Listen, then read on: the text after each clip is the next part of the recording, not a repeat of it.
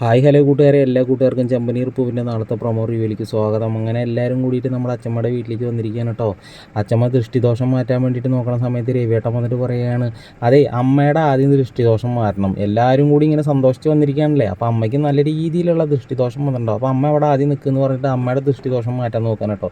കുറച്ച് കഴിയുമ്പോൾ നമ്മുടെ സച്ചി തുടങ്ങിയിട്ടോ, ചെറിയച്ചൻ വരുന്നുണ്ടെന്ന് പറഞ്ഞിട്ട് പുലി വരുന്നെന്ന് പറഞ്ഞ മാതിരി പറച്ചിൽ തന്നെ ഉള്ളിൽ ഇതുവരെ ചെറിയച്ചൻ വന്നിട്ടില്ല എന്ന് പറയുന്ന സമയത്ത് ചന്ദ്രൻ, നീ ഉള്ളതുകൊണ്ട് ചെറിയച്ചനും വരില്ല, നീ പോട്ടെ എന്ന് പറയാൻ കേട്ടോ. എന്താ ഞാൻ പറയണത് കേട്ടു, ഞാനിവിടെ നിൽക്കുക തന്നെ ചെയ്യും, നിങ്ങളുടെ ചെറിയച്ചൻ വരണതും കാത്ത് തന്നെ നിൽക്കും. ചെറിയച്ചൻ വരണോ ഇല്ലെന്ന് എനിക്കും കൂടി ഒന്ന് അറിയണമല്ലോ എന്ന് പറയണം. പിന്നീട് രേവതി അടുക്കളയിൽ പണന്നുകൊണ്ടിരിക്കുന്ന സമയത്ത് ചന്ദ്രമതിയും ശ്രുതിയൊക്കെ കൂടിയിട്ട് ഓരോന്ന് സംസാരിക്കണത് കേൾക്കണം. അപ്പോൾ രേവതി അങ്ങോട്ട് ചെല്ലാനുണ്ടാവും. അപ്പോൾ ചന്ദ്രമതി പറയണം, അതേ ശ്രുതിയുടെ ചെറിയച്ചൻ വരുന്ന സമയത്തേ നല്ല രീതിയിലുള്ള വെള്ളം വേണം കലക്കാൻ, മനസ്സിലാവുണ്ടോ, വെൽക്കം ഡ്രിങ്ക്സ് തന്നെ കലക്കണം, മനസ്സിലായോടി.